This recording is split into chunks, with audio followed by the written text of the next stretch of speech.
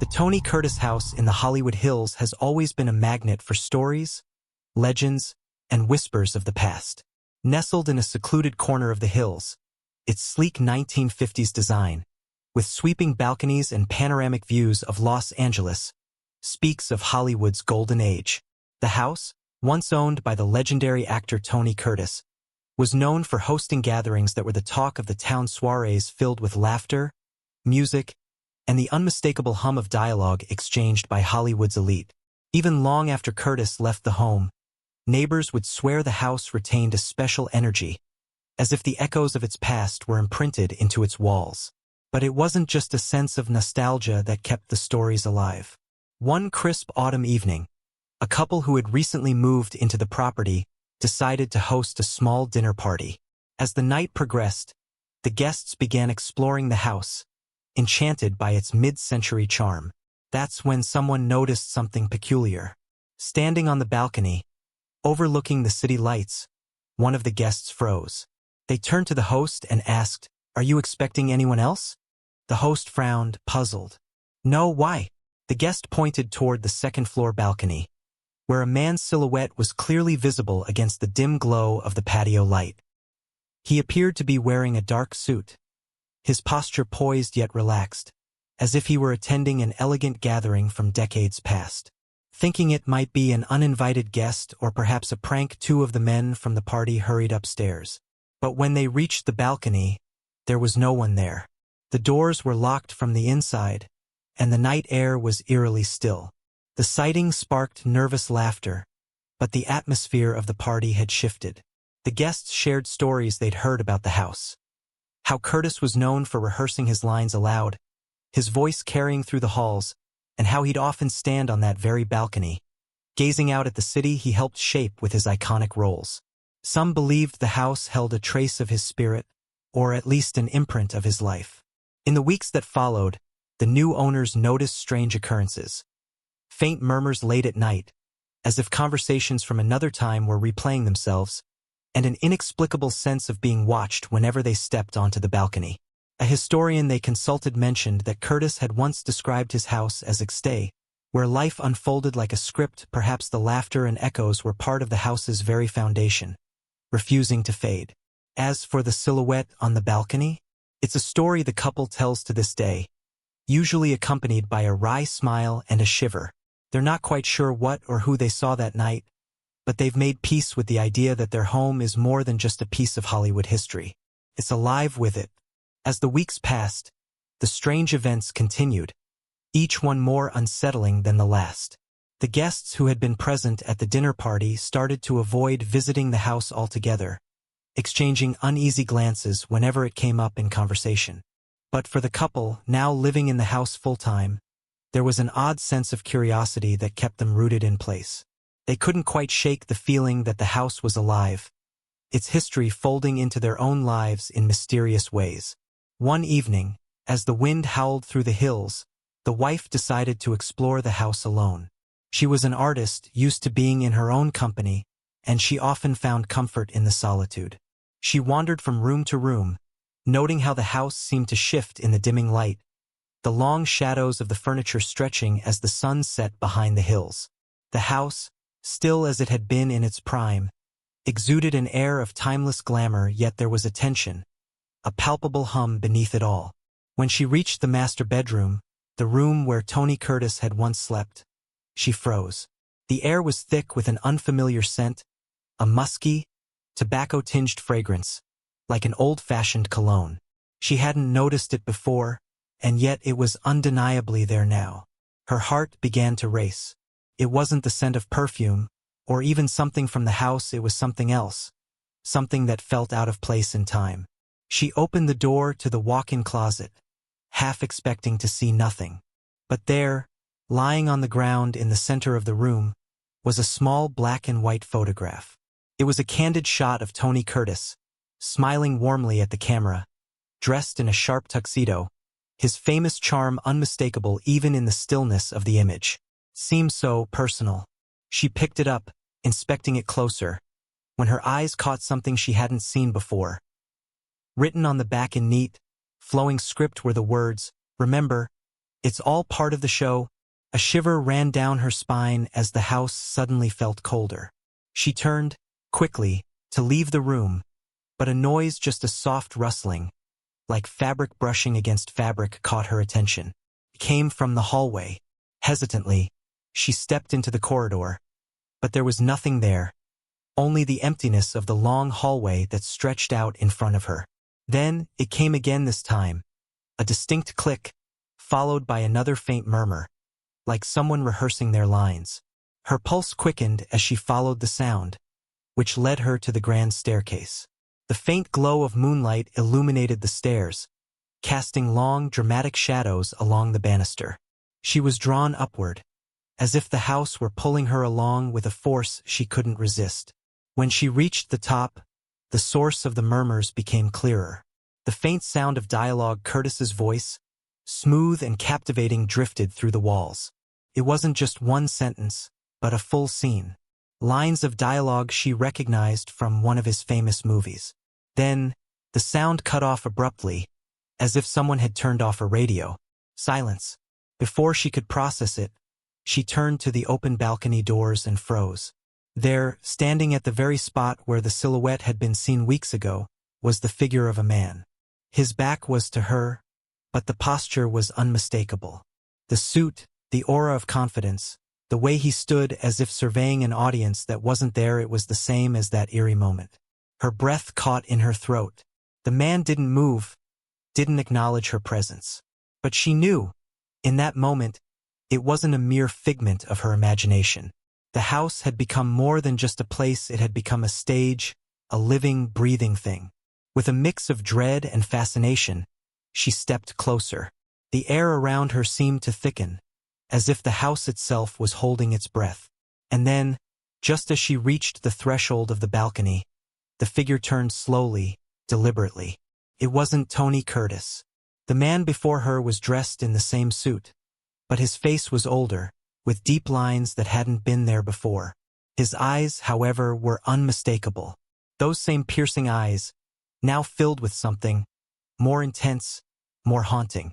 "You're not supposed to be here," the man whispered, his voice cold, but carrying an authority that made her blood run cold. Before she could speak, he vanished, as if he had never been there at all. The doors slammed shut behind her with a force that rattled the entire house.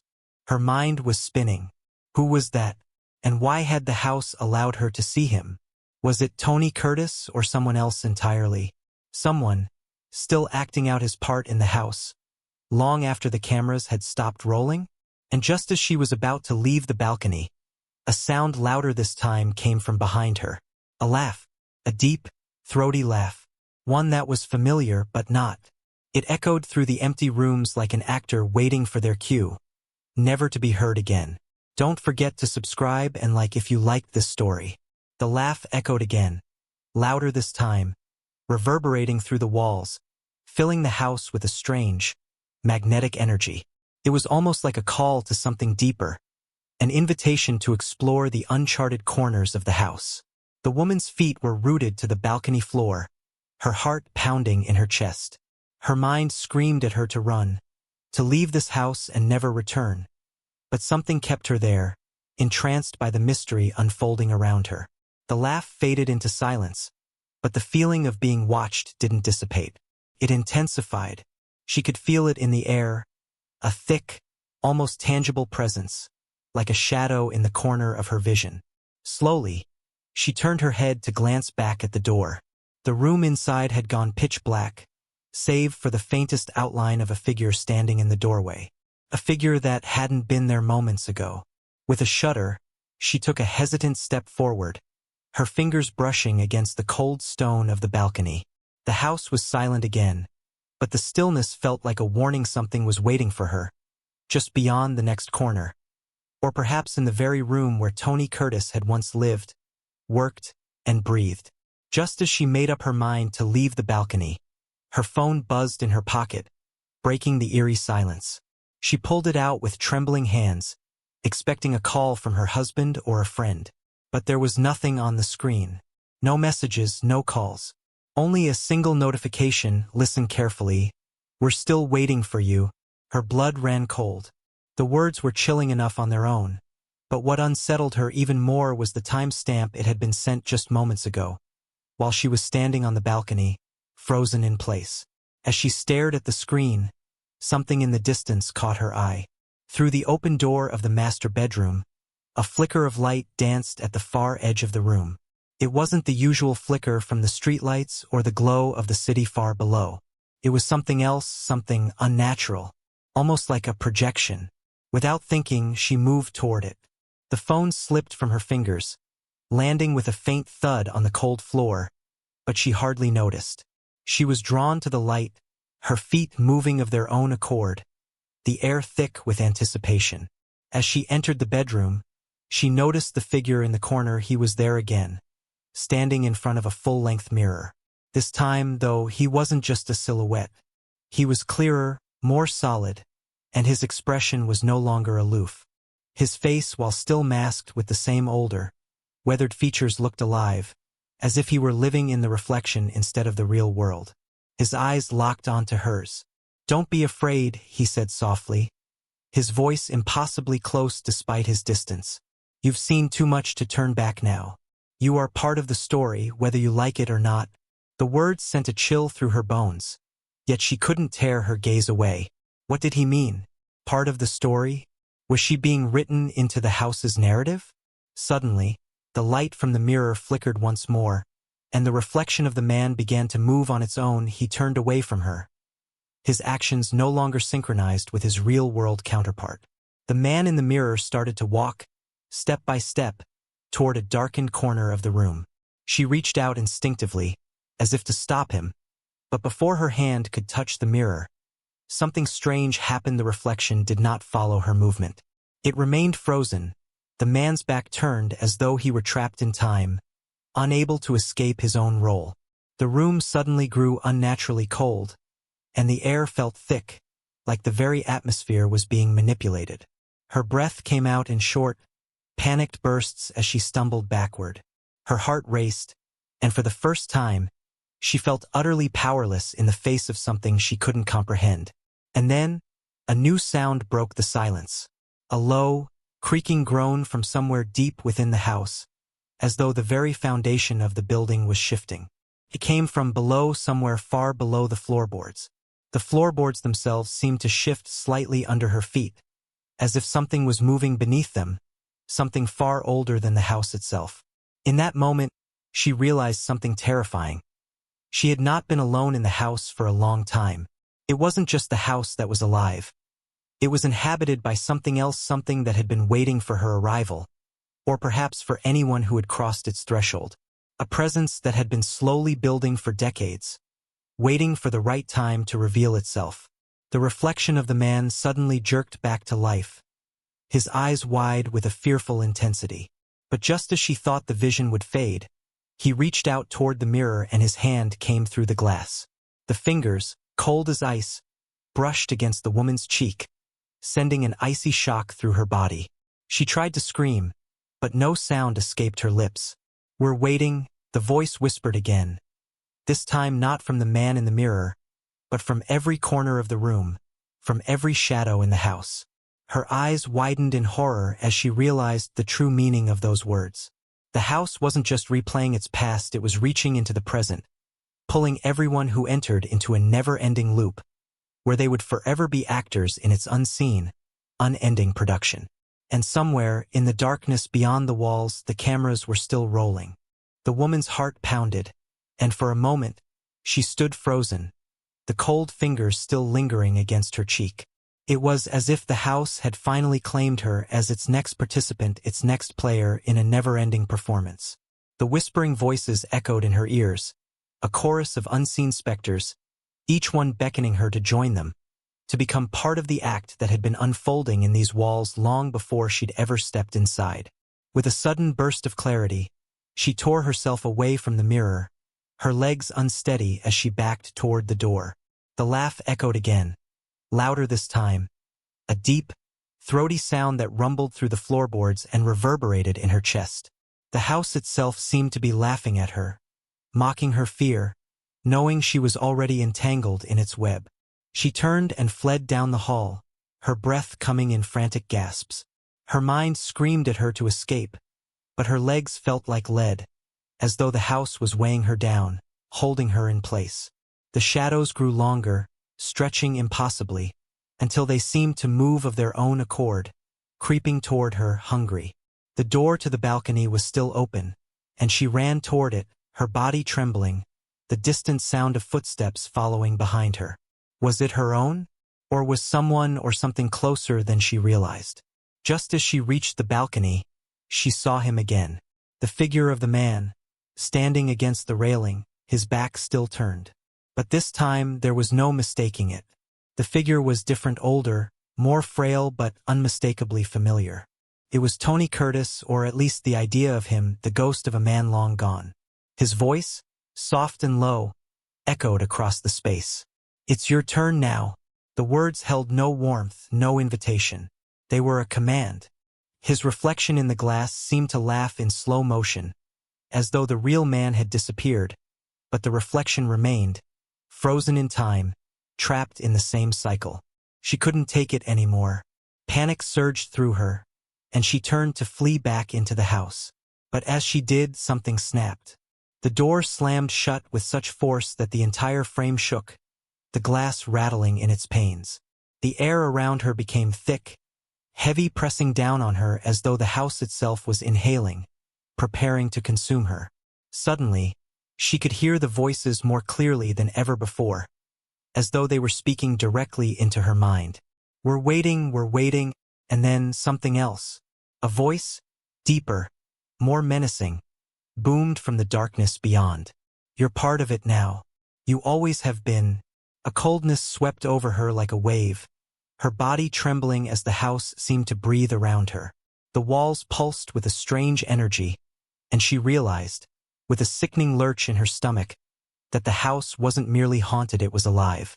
Every crack in the foundation, every room filled with echoes, was part of an intricate performance that stretched beyond time and reality. The figure of Tony Curtis turned, his face now fully visible, and though it was his familiar features, his eyes were hollow, void of life.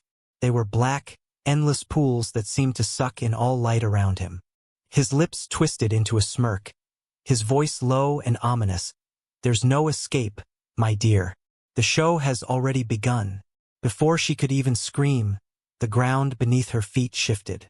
The entire room seemed to tilt, and with a violent jerk, she was flung backward, crashing into the wall. And then the world went black. When the neighbors later arrived to investigate the strange, sudden quiet that had settled over the house, they found nothing. The doors were locked from the inside. No signs of forced entry. No sign of a struggle. The only thing that remained was the sound of faint laughter, echoing from deep within the walls, reverberating through the rooms that had once belonged to a man who had lived for the spotlight. In the master bedroom, the mirror reflected nothing. There were no longer any traces of the mysterious figure, no signs of the woman who had entered with curiosity and never returned. The house was empty once more, but the whispers, the laughter, the faint, haunting voices, those remained, lingering in the air like the last note of a forgotten song. The house, it seemed, was still waiting, and so the show continued. As the neighbors walked away, the sun began to dip beneath the horizon, casting long shadows across the Hollywood hills. The house, now empty of any trace of the woman or the figure of Tony Curtis, stood in eerie stillness, its once vibrant life now reduced to a quiet, unsettling presence that seemed to watch and wait. But just as the last of the evening light began to fade, something shifted. In the master bedroom, the mirror, which had been blank, began to fog over, as though someone had just exhaled against it. Slowly, the condensation started to form into words. A message, clear and precise: the show must go on. It wasn't the first time the house had spoken. The fog evaporated as quickly as it had appeared, leaving no trace of the words. Yet, as the night deepened, the laughter returned, softer this time, almost like a sigh, as if the house were in a quiet, patient anticipation. A few minutes later, the sound of footsteps echoed softly in the distance, coming from the balcony. But no one was there. In the days that followed, Rumors about the house began to swirl again. Whispers about the couple that had vanished, about the old actor who had once lived there, about the strange happenings that still lingered, unexplainable and terrifying. But no one dared to go near the property for long, not after what happened to those who tried. It was said that if you stood at the edge of the balcony just after sunset, you could still see him, the silhouette of a man in a suit, staring out into the city, as if waiting for his cue to speak again. Some claimed they heard lines from old movies drifting through the air, as if rehearsing an unspoken script. Others swore that sometimes, if you listened closely, you could hear the faint sound of a woman's voice pleading, as if trying to find her way out of the house, her story forever bound to the walls of that place. And the house, well, it stood unyielding, waiting for the next curious soul to cross its threshold, the next person to unknowingly take part in its performance. After all, in the world of Hollywood, every story has an ending. But in the Tony Curtis house, the ending is never quite finished. The show must go on. Don't forget to subscribe and like if you liked this story.